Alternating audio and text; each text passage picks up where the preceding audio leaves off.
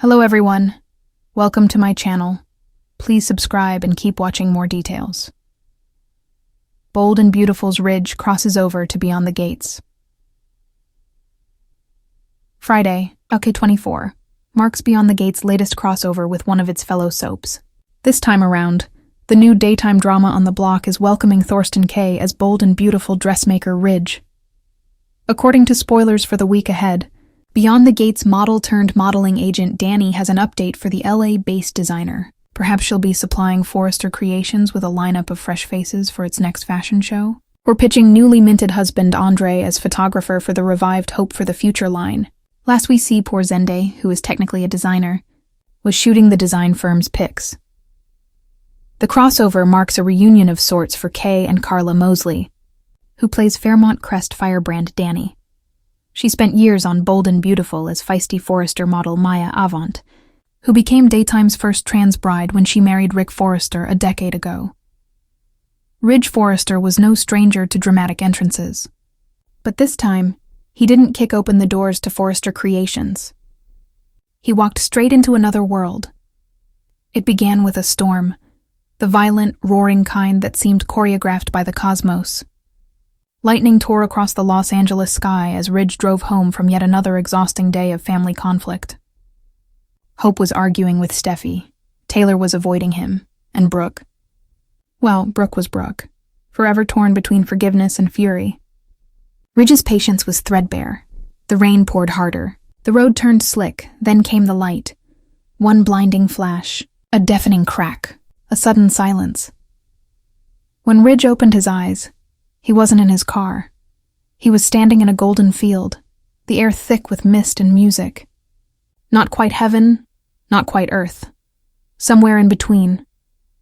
A wrought iron gate towered before him, ancient and majestic, the words "Beyond the Gates" carved across its arch with shimmering silver light. As he approached, the doors creaked open of their own accord. No guards, no questions, just an invitation. Ridge stepped through. Beyond the gates lay a world both hauntingly familiar and impossibly strange.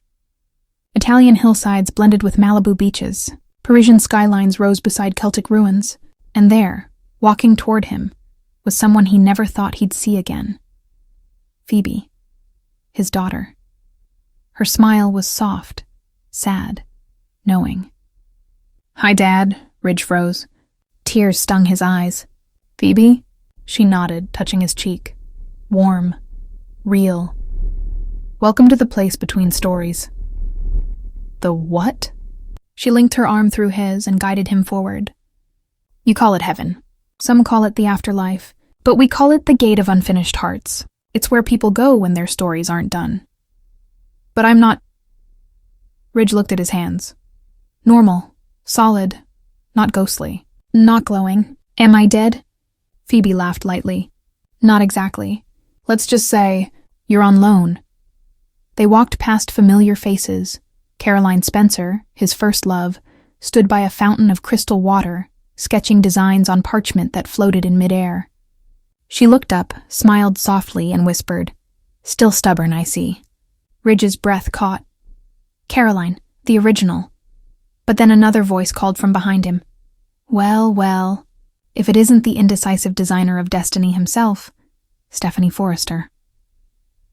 Ridge turned to see his mother standing tall in regal white, hands on her hips like she was ready to scold him into spiritual alignment. "Mother? Oh, don't mother me." She marched forward. "Only you would get hit by celestial lightning and turn it into a fashionably late arrival." He didn't laugh. He collapsed into her arms. For a moment, he wasn't Ridge the CEO, Ridge the lover, Ridge the eternal triangle. He was just a son. Phoebe cleared her throat gently. "Dad, there's someone else who wants to see you." A hush fell over the field. From the distance came the echo of laughter. Low, seductive, familiar. Taylor Hayes stepped forward, looking radiant and ethereal. Not wounded, not torn. At peace. Ridge swallowed. "Taylor." She glanced between him and Stephanie. "Oh, good. You found him." Stephanie smirked. "He's been wandering in emotional purgatory for decades. Figured heaven would need a map." Ridge's voice trembled. "Why am I here?" Phoebe raised her hand toward the sky. The clouds shifted, revealing two portals hovering above like twin mirrors. In one, he saw Brooke on Earth, crying at his hospital bedside. Machines beeping, doctors rushing. In the other, he saw Taylor, here, waiting patiently, hand outstretched. Phoebe's voice rang like a bell. Your soul walks between worlds, Ridge Forrester. You've lived a life of divided love. But now, the universe demands a decision. Will you return to the world of the living, or stay beyond the gates? Ridge's heart thundered. Brooke, Taylor, life, afterlife, Earth, eternity. Stephanie stepped beside him. Choose wisely, darling, because this time, there is no annulment from destiny. Caroline placed a gentle hand on his back. What does your heart want? Phoebe looked at him with deep, soulful eyes. Whatever you decide, know this. We're proud of you. Taylor stepped forward, voice calm. If you return to Brooke, I will understand. Brooke's image flickered in the sky. Pleading, broken, whispering his name. His soul trembled on the precipice. Finally, Ridge lifted his head.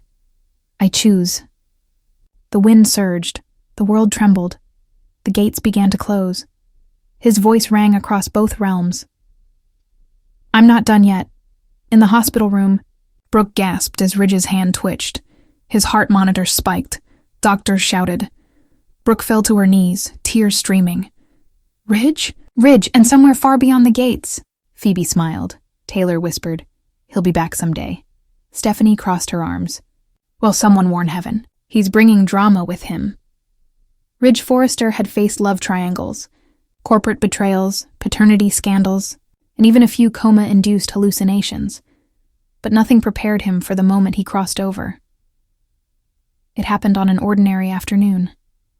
He was at Forrester Creations, mid-argument between Brooke and Taylor, because of course he was. Brooke insisted he recommit to their future. Taylor said he had a duty to the family they built long before Logan perfume lines and slinky lingerie. Ridge rubbed his temples, exhausted by decades of déjà vu. Enough, he shouted, and then the world spun. His knees buckled. His vision faded to white. When Ridge opened his eyes, he wasn't in the FC showroom or anywhere remotely in Los Angeles. Instead, he stood on a mist-covered bridge suspended above a shimmering silver river. Sculpted marble statues lined the pathway, their eyes glowing faintly like watchful spirits. He heard footsteps behind him. About time you showed up. Ridge turned slowly. There stood Darla Einstein, gone for years, smiling at him like no time had passed. Her hair floated like ribbons in the breeze, her eyes warm as ever. Darla? Ridge whispered. She nodded. Welcome to the Vale. Some call it the Crossing. Some call it the waiting room. Me? I call it the place where Forrester drama still finds you even after death. Ridge blinked. Am I dead? Darla grinned. Not quite, not yet. You're in between, or as the spirits like to say. Beyond the gates, she led him forward. Mist parted, revealing towering gates forged from pearlescent light and carved memories. Images danced across the surface. His wedding to Taylor. His wedding to Brooke. His other wedding to Brooke. His other wedding to Taylor. His... Oh, dear God, so many tuxedos. Darla chuckled. Yeah, they've been looping that montage all day. This realm crashed twice trying to load all your marriages. Before Ridge could protest, the gates eased open. Behind them lay a sprawling sanctuary, a garden glowing under stardust skies, a place stitched together from every memory Ridge ever loved. A Tuscan villa stood near a Malibu shoreline. Parisian cobblestone wound through aspen snow. A faint sound of laughter drifted across the wind. Gentle, musical. Ridge froze. He knew that laugh. Phoebe, he breathed.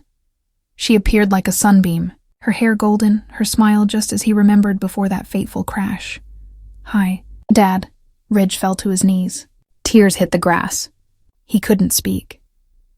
Phoebe knelt and wrapped her arms around him. Her warmth was real, solid, alive.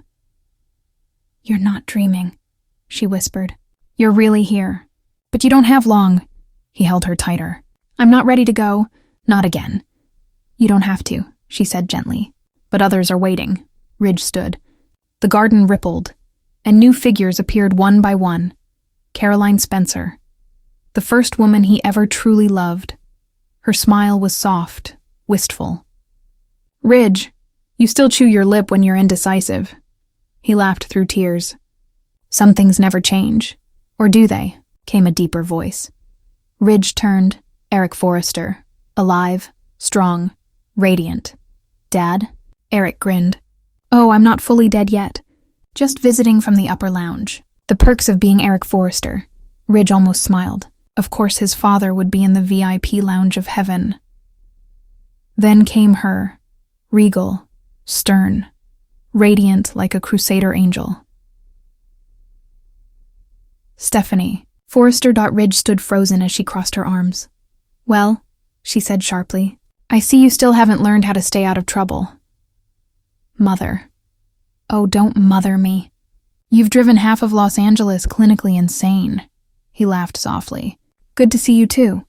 Stephanie's sternness softened only slightly. "You're not here to stay," she declared. "You're here to face a choice." The sky above brightened, splitting into two glowing visions. On the left, Brooke Logan sat beside his unconscious body in the hospital, clutching his hand, begging him to return. On the right, Taylor Hayes stood at the foot of the gates, watching him with knowing, patient love. Stephanie's voice thundered through the air.